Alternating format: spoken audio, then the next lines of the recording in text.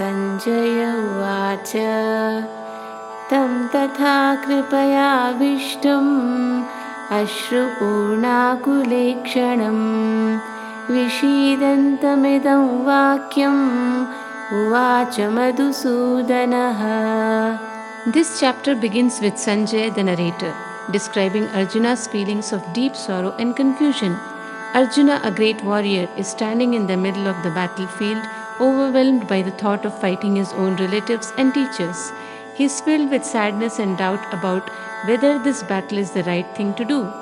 This verse sets the stage for Lord Krishna's teachings that follow, where Krishna will guide Arjuna to understand his duties and the nature of life. This verse highlights the human emotions of fear, confusion, and the struggle to do what is right. Śrī-bhagavān uvāca Kutas kaśmalam idaṁ viṣame samupasthitam Anārya-juṣṭam asvargyam akīrti-karam Arjuna. In this verse, Lord Krishna speaks to Arjuna for the first time. He gently scolds Arjuna for his weakness and confusion. Krishna asks why Arjuna is feeling so troubled and afraid when he should be brave. He tells Arjuna that this kind of fear and sorrow is not suitable for a warrior like him. Krishna's message is that it's important to face challenges with courage and strength. By doing so, one can overcome fear and make the right decisions, even in tough situations.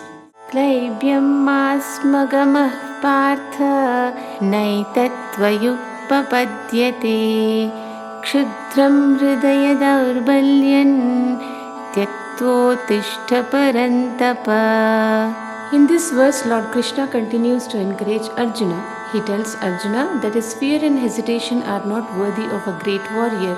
Krishna says that by giving in to these feelings, Arjuna is acting like a coward, which will not bring him honor. Krishna urges Arjuna to shake off this weakness and stand up with determination. The message here is about overcoming self-doubt and fear and rising to face challenges with courage and confidence. Arjuna uvāca katham bhishmamaham sankhye dronai ca Madhusudana ikshubhih pratiyotsyami pujarha Viṣīdantam. In this verse, Arjuna speaks to Lord Krishna, explaining why he is hesitant to fight. He asks Krishna how he can attack people he respects deeply, like his teachers and elders. Arjuna feels it would be wrong to harm those who have taught him and helped him grow. This verse shows Arjuna's inner conflict between his duty as a warrior and his love and respect for his elders. It highlights the difficulty of making tough decisions, especially when they involve people we care about. Guru nahatva hi mahanubhavan shreyo bhoktun bhakshamapi haloke hatvartha kamanstu guru nihaiva bhunjiya bhogan nurudhira pradigdhan. In this verse, Arjuna continues to express his sorrow to Krishna. He says that it would be better to live as a beggar than to kill his respected teachers and elders for the sake of power and wealth. Arjuna feels that no success or happiness can come from causing harm to those he holds dear. This verse reveals Arjuna's deep respect for his elders and his moral struggle. It shows how he values relationships and principles more than the worldly gains, even though he is expected to fulfill his duty as a warrior. Na chaitadvidma kataranno gariyo yadva jayema yadivano jayeyuhu yaneva hatva najijivishamas devasthitaf pramukhe dhartarashtraha. In this verse, Arjuna admits that he is completely confused. He doesn't know whether it would be better to win the battle or be defeated. He is torn between fighting for victory and avoiding the battle to spare his loved ones.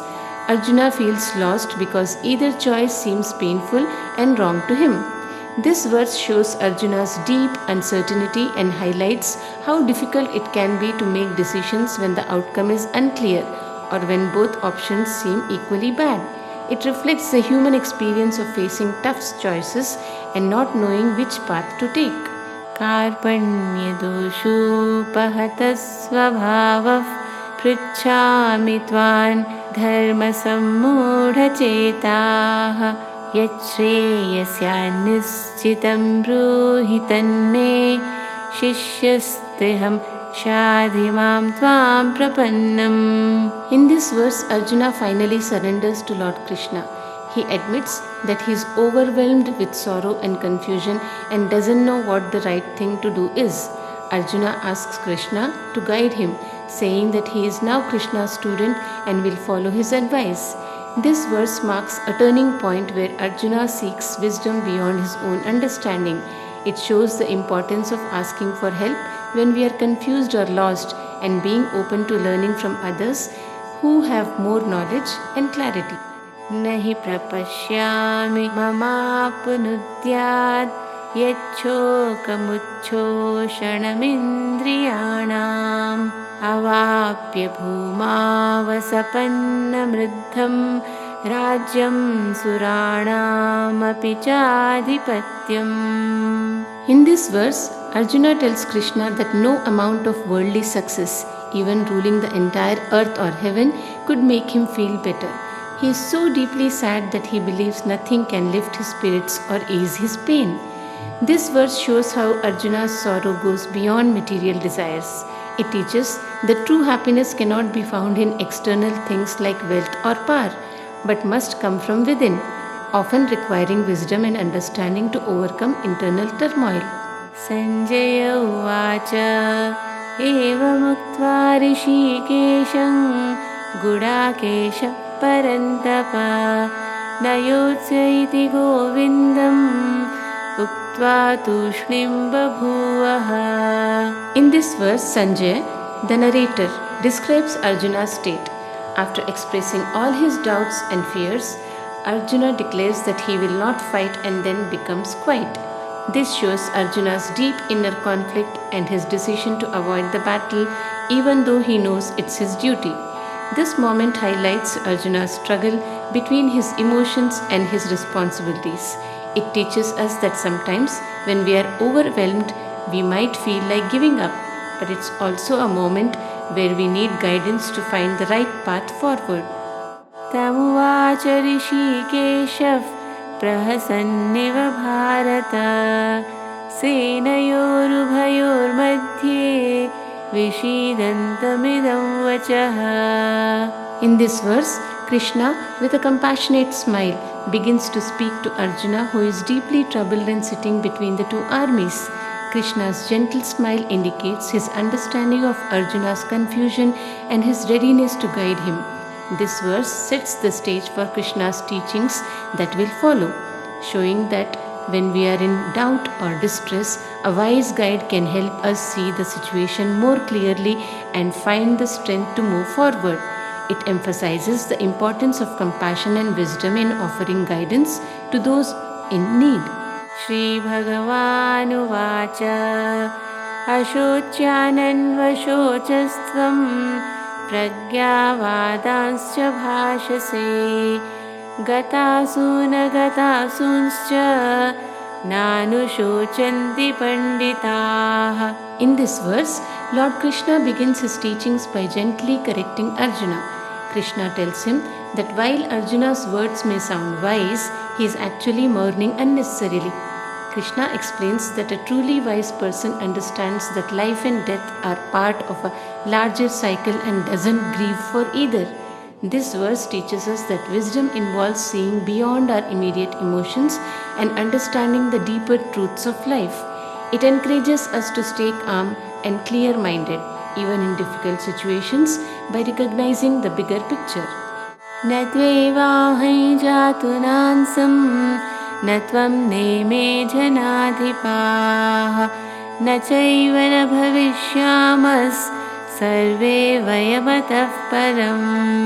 In this verse, Lord Krishna tells Arjuna that neither he nor the other people on the battlefield have ever been non-existent, and they will always continue to exist in some form. Krishna is emphasizing that our true selves are eternal and never truly die.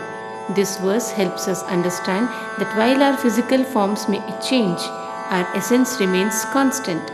It reassures us that life and existence go beyond just our physical bodies, providing a sense of continuity and peace.